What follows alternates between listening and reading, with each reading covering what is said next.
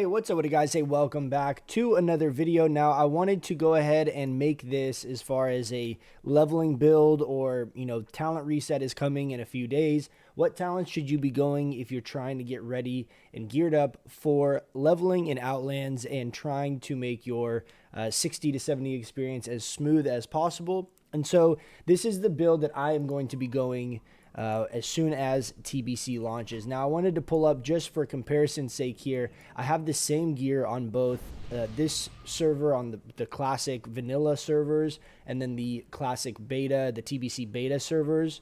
So I have the exact same gear. So this is a side-by-side comparison of how much of a buff we're getting with some of the new talents. Now, I'm obviously in full tier 3, as you can see.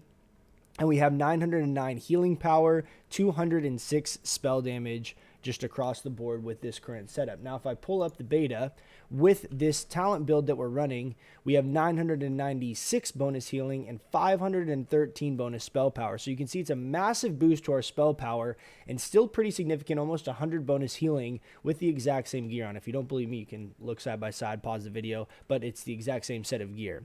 So reason being is that we're picking up some really massive points in Lunar Guidance, and Dream State is obviously giving us a lot of value when it comes to mana regen as well. And then down in the resto tree, we're picking up Intensity, which was in classic vanilla known as Reflection, mana regen talent. But being able to pick up Intensity and Dream State simultaneously is going to give you the most mana regen possible when it comes to your talents.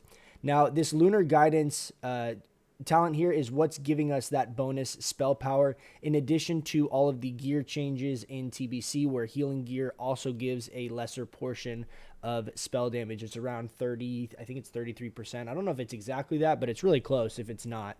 So if you have 1,000 bonus healing on your gear, you're going to gain about 300-ish, 350 spell damage on that same gear.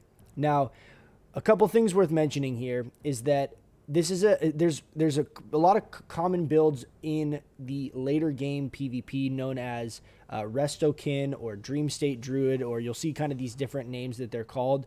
But there's a very common build where people run it all the way down into the balance tree and pick up Moonkin form and Dream State, and then put the rest of the points into restoration for just the mana regen, the basically cleanse protection and the subtlety, and then bonus healing on rejuve and things like that, and nature swiftness. So in TBC you can actually get Moonkin form and nature swiftness at the same time now because we have enough talent points. So it's basically a variation of that with kind of different talents. So this is basically that same idea, but we're just getting partway down into resto, which is going to end up being like our raid build for PvE raid content, where we want to basically pick up this intensity talent for the mana regen in combat, and everything else goes into balance. So it's kind of along that same play style. You're going to be going in the dungeons, putting up full hots, on the tank if it's needed, and then being able to spam Wrath, Moonfire, Insect Swarm, and things like that to help your group DPS.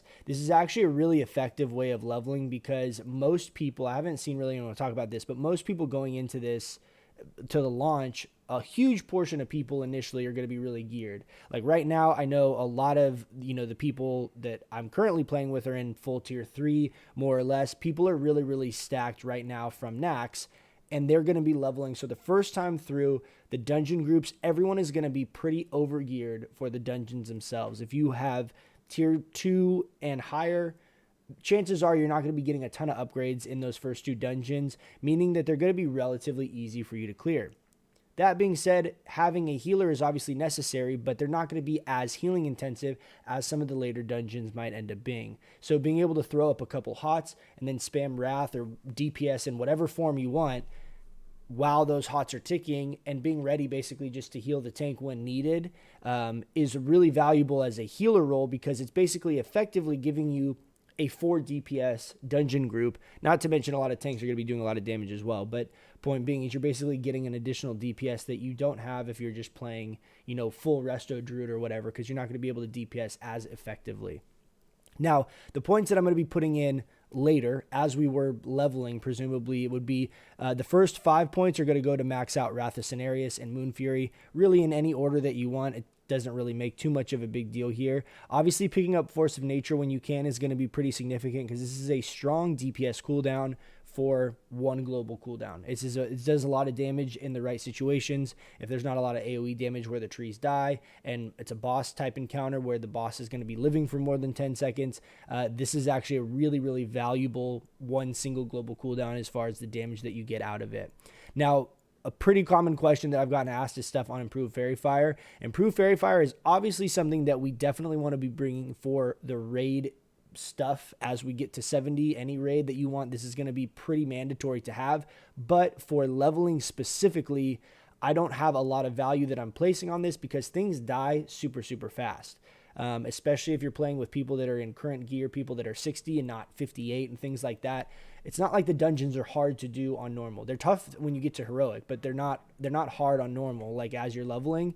And so I don't think this is going to have a ton of value, and I don't think it's worth 3 points, at least not early on. Maybe your latter 3 points that you get, at level 67, 68, things like that. But I'm not planning on picking this up early just because stuff is dying so fast. I don't want to invest the 3 points in this. I think overall you're going to be clearing dungeons faster by just having a little bit more damage and not having to try and waste the global cooldown on Fairy Fire all the time, just because stuff's dying so fast, it seems like on the beta, at least with the testing that I've done. And that's pretty much it, guys. One last thing to mention here is for Balance of Power. This is our hit talent that we get in TBC. And because of picking this up, you can basically be wearing full tier 3 and still be basically hitting 100% of the time in dungeons because you have the 4% from your talents. This is a really big quality of life change where you don't have to worry too much about what gear you're using in the dungeons. I recommend using stuff that has the most int, the most regen, and the most damage and healing, and don't worry about hit or crit that much. Just try and keep yourself going, and being able to drink less is going to be more effective overall as far as trying to level quickly, which is another big reason why I think putting points into intensity early on and picking up dream state and having those simultaneously is going to allow you just really fluid mana regen over the entirety of the dungeon. I did this basically set up in a dungeon on the stress test, and we had to do it really quickly, but I only had to drink 2 or 3 times. It was pretty not very mana intensive. It was pretty easy. I was able to kind of just maintain my mana through the dungeon, and that's kind of the goal here, is that you're able to just continually be casting and going and having to drink very seldomly and just try and speed run, for all intensive purposes. And then as you get into the later levels, you'll be maxed out here in the balance tree, and you can basically fill either way. If you're lucky enough to get into a group and be in a dungeon group just straight DPSing, hey, by all means, don't even worry about putting points in resto. But this is going to be a really flexible build, allowing you to really do both and giving you just as much mana regen as possible throughout the leveling process, minimizing the time that you have to drink and all of that fun stuff. So hopefully I didn't leave anything out. I don't think that I did, but if there's anything that I didn't specify or clarify, or you still have questions on, by all means, leave questions down in the comments below, and I will do my best to answer these. I know we have a couple of days of getting prepped for TBC launch, or at least for pre-patch, and I know everyone's getting anxious and getting excited, myself included. So let me know if you guys have questions, and I will do my best to answer them. I will have more PvE raid later game stuff coming out, but I wanted to get this out first, as this is kind of the first step that everyone is going to be taking, at least to all the new boomkins coming in TBC. So I'm really excited. Hope you guys are as well. Thanks so much for watching, guys, and I'll catch you in the next one. See ya.